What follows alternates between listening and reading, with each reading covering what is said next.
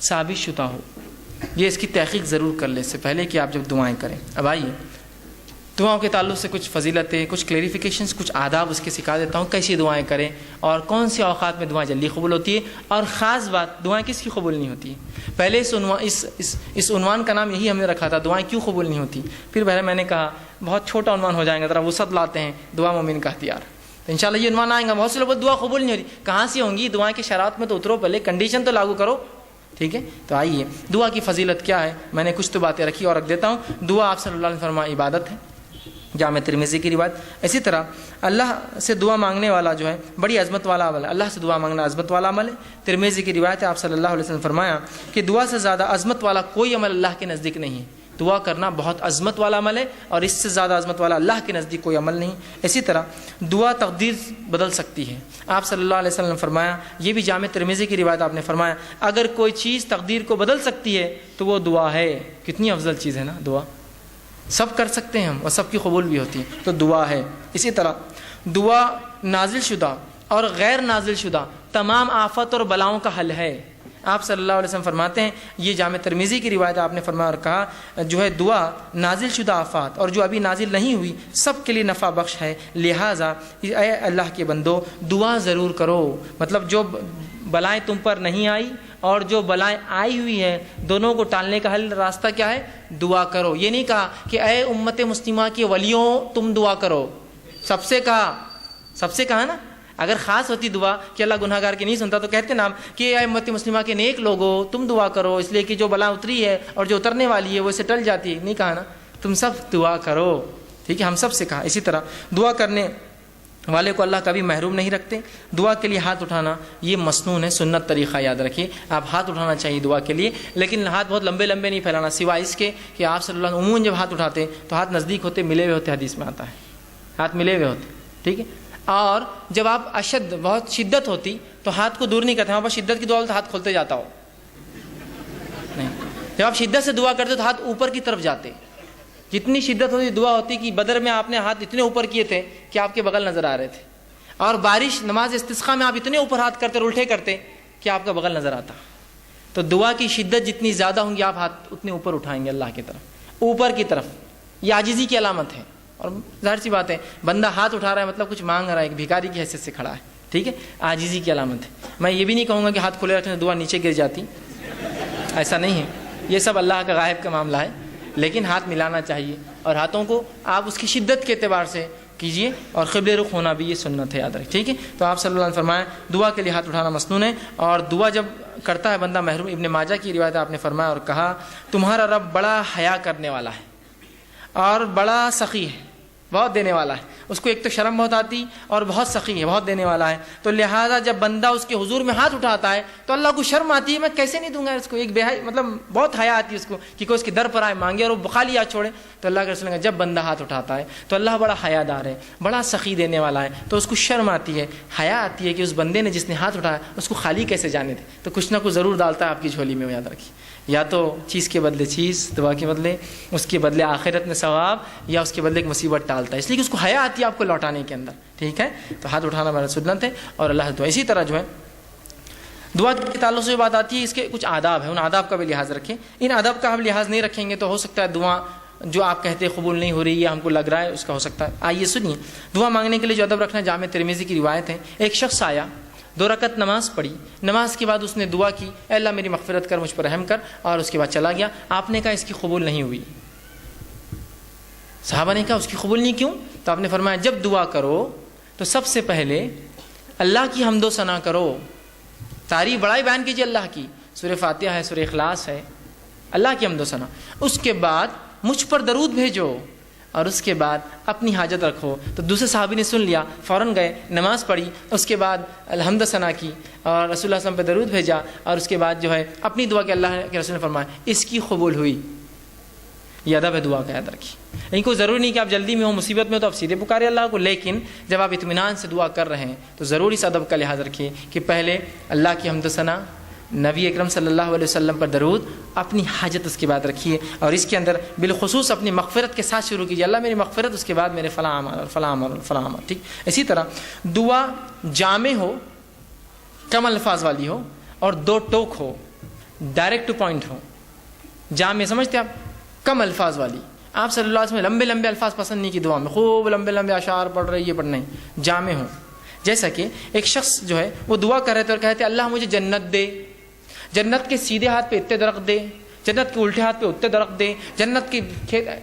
तो उनके वालिद ने कहा आप सल्लल्लाहु अलैहि वसल्लम ने हमें मना किया था ऐसी दुआओं के ताल्लुक से, ऐसी तफसीली, जामे दुआ करो जन्नत दे। अब जन्नत में सब कुछ मिल जाएगा ना, ये खामखा क्यों कर रहे हो तुम, इतने झाड़ इधर उतने झाड़ उधर, ये अल्लाह खुद दे देंगे ये सब। और जहन्नुम से पनाह मांगना है तो सिर्फ ये दुआ करो अल्लाह जहन्नुम से पनाह दे। इतनी तफसीलात क्यों कि जहन्नुम की ये पनाह दे और वहाँ से पनाह दे, सिर्फ आप कर लीजिए खाली, समझ रहे हैं बात को। तो जामे हो, लंबे लंबे अल्फाज, तफसीली ना हो, जामे हो। अल्लाह जन्नत दे, जन्नत की नेमतें खुद मिल जाएंगी ना साथ में, उसको क्या आपको जरूरत बोलने की इतने झाड़, इतनी हुरें, इतने फलां, इतने घर, इतने पैसे, जरूरत ही नहीं है ना। जन्नत मिल गई, सब कुछ आ गया, जहन्नुम से बच गए, सब कुछ हो गया।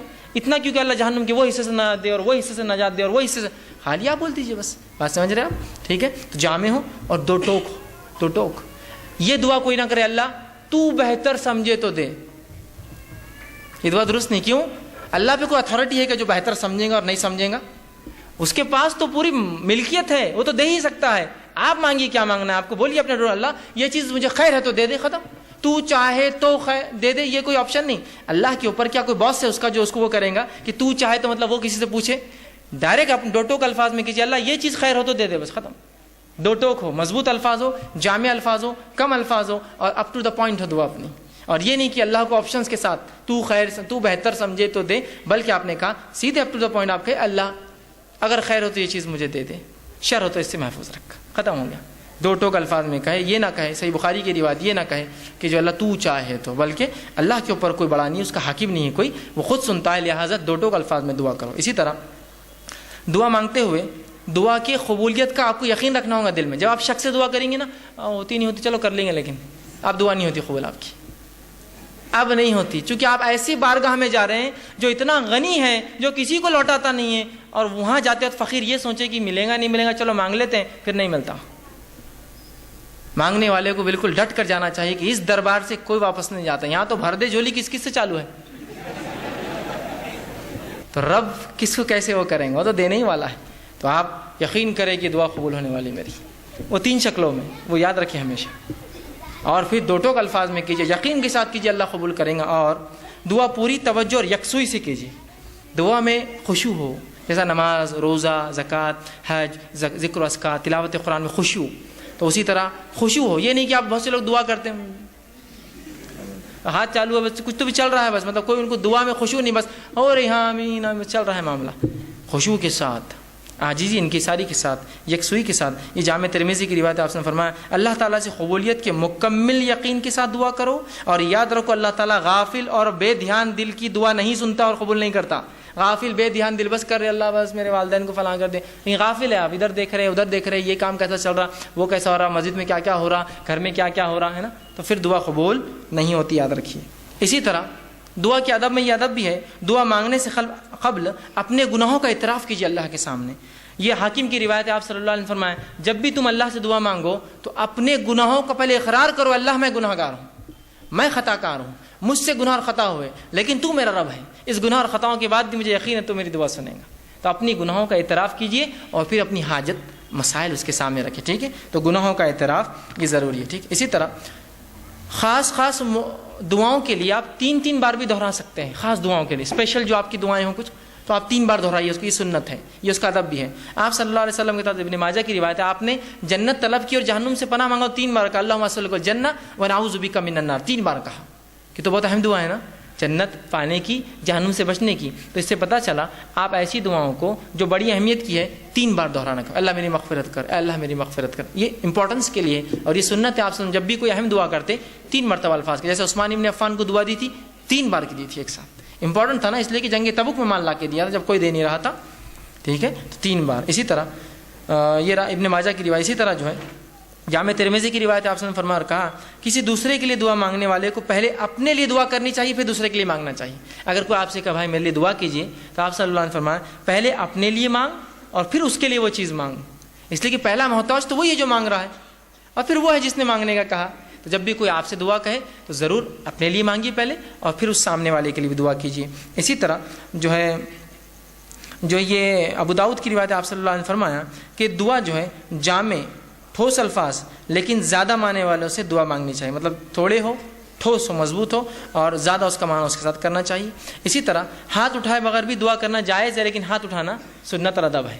ہاتھ اٹھائے بغیر بھی کر سکتے ہیں، جیسے کہ آپ صلی اللہ علیہ وسلم نے نماز کے اندر تشہد کے اندر دعائیں کی، اس میں ہاتھ تھوڑی اٹھا سکتا آدمی، نماز کے تشہد میں، نماز کی مختلف ارکان میں، تو بغیر ہاتھ اٹھائے کے، تو بغیر ہاتھ اٹھائے کے بھی کر سکتے ہیں، ہاتھ اٹھا کے بھی کر سکتے ہیں۔ اسی طرح جو ہے دعا سننے والے کے لیے آخر میں آمین کہنا چاہیے، جو دعا سنے، جب کوئی دعا کرے آپ سن رہے تو آمین کہنا چاہیے، اس لیے کہ آمین کہنا یہ جو ہے اے اللہ قبول کر کے معنی میں ہے۔ صحیح مسلم کی روایت ہے، آپ نے فرمایا جب بندہ اللہ سے دعا کرتا ہے تو فرشتے آمین کہتے ہیں، اس کے لیے وہ دعا کر کے آمین کہتے ہیں۔ تو پتہ چلا فرشتے دعا پر آمین کہتے ہیں، مطلب ہم لوگ بھی جب دعا کوئی کرے تو آمین کہنا چاہیے اس کے اوپر، لیکن دعا گناہ کی نہ ہو اور خطے تعلق کی نہ ہو، یہ دو دعاؤں پہ نہیں کہنا چاہیے، چونکہ یہ دونوں دعائیں مانگنا غلط بھی، اللہ قبول بھی نہیں کرتا، کہ گناہ کی کوئی دعا یا خطے تعلق، جیسا کوئی دعا کرا اللہ لڑکی کو لیکن بھاگنا آسان کر دے، بہت سے لوگ کرتے ہیں نا ایسی دعائیں، ہوتے ہیں نا ایسی دعائیں، تو بہرحال نوجوان اس لیے بول رہا ہوں، تو یہ دعائیں نہیں قبول ہوتی، کہ تو گناہ کی ہے نا۔ آپ ایسی دعا اللہ سے کرتے ہیں اللہ میرے کو شراب کی نعمت عطا فرما، ہے نا، میرے لیے جوا، چرس، گانجا یہ سب آسان کر،